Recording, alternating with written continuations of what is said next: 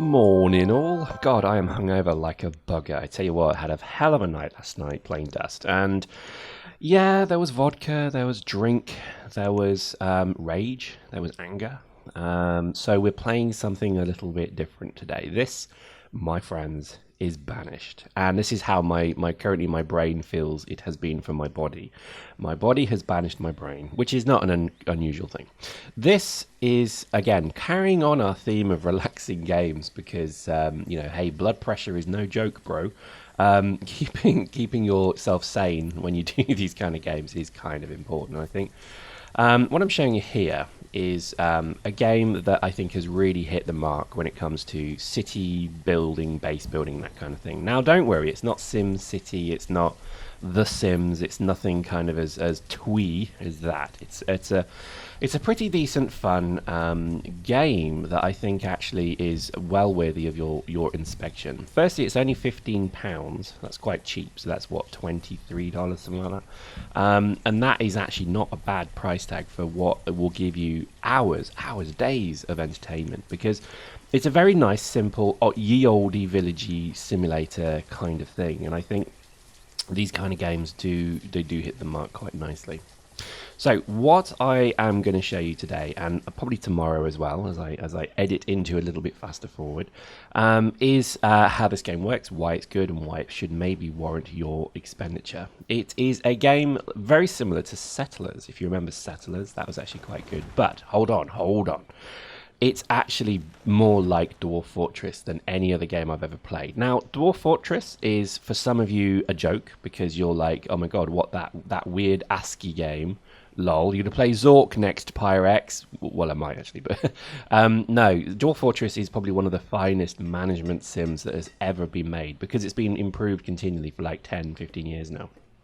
And it is all about the ability to manage hundreds of, industries and trades and people. And this game, Banished, is a really nice, slick 3D, but single level, so you can't delve into the dark to the mountain. It's here, you're just on a village. It's a lovely interpretation of what Dwarf Fortress can be done on the ground. You can do a village on the ground, for example. It's a lot more easy to access, so when you build things, you don't have to kind of uber manage the build. You can just literally say build a bridge. So I'm building a bridge there, and they're going to go and build it.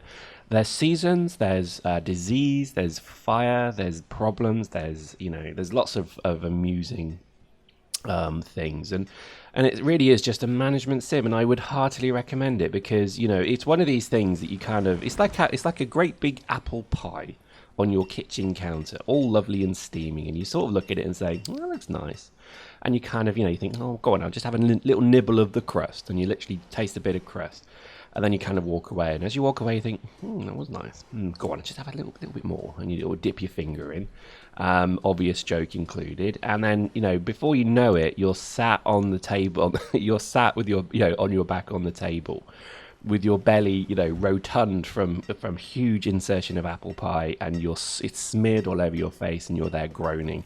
That is pretty much what this game is about, because you'll start playing it and you'll think, oh yeah, that's cool, and then a little bit more happens, and a little bit more, and before you know it, you're just sat here absolutely, you've literally got a mayor's cape on, you've got the little bell, and you've got the little hat, and you're sat here going, hear ye, hear ye.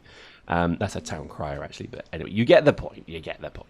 And it's a really nice game because there's so many different things and dimensions to it, and it's actually very difficult as well. So again, following on for our theme for this channel of playing almost nearly impossible games, this game is not nearly almost impossible, it is actually totally impossible, because you think about it, you have to create a food chain. And food can be many different things. It can be apples from an orchard, it could be field, corn and things like that. It could be fish. It could be wild game, so venison, things like that. It could be nuts, berries, and mushrooms that you gather, and many other things. But there's so many different quantities and types of food. But the thing is, your population is always growing, and the most important thing within your village is your people, because if you run out of villagers, it's game over, man.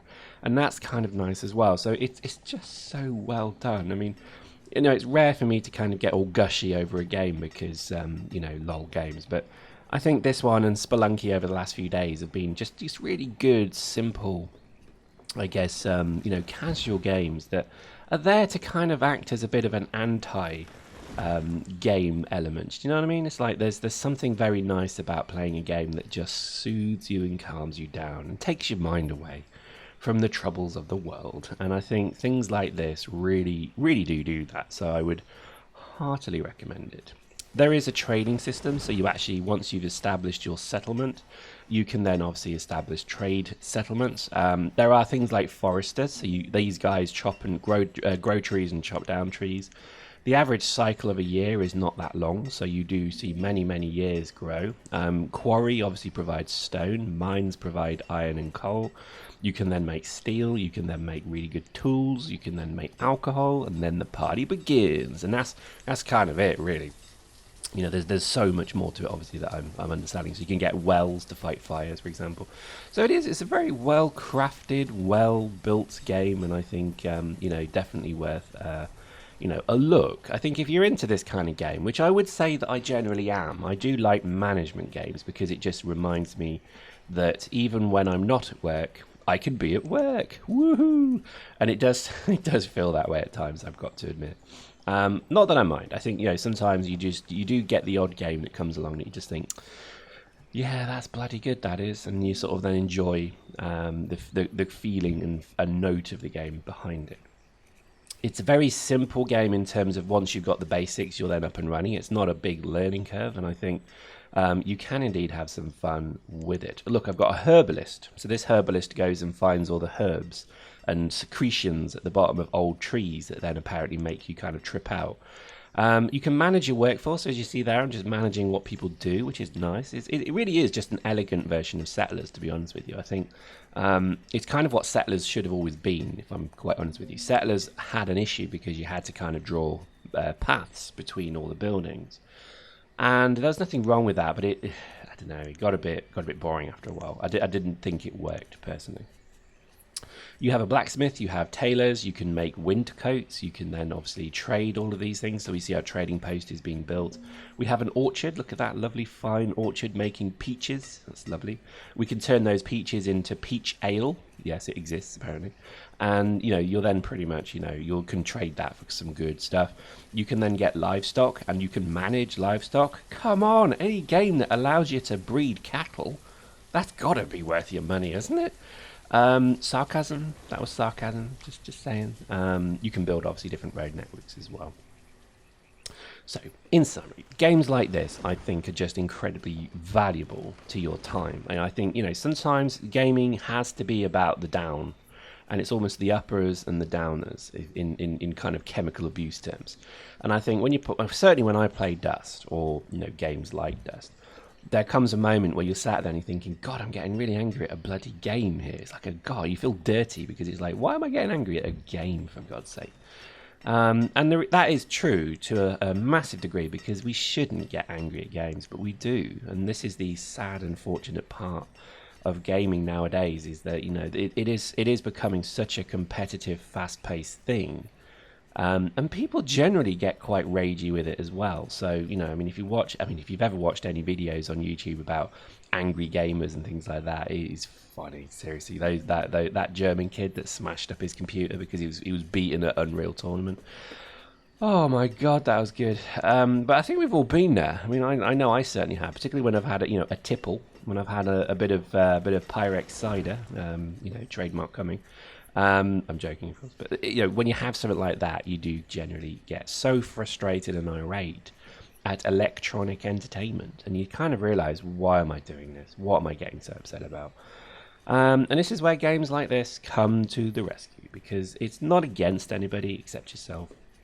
You invest yourself in the pace of it, so you can run it at a very slow pace, and you can have a bit of fun playing it. And the most important part of it is it's a way to relax.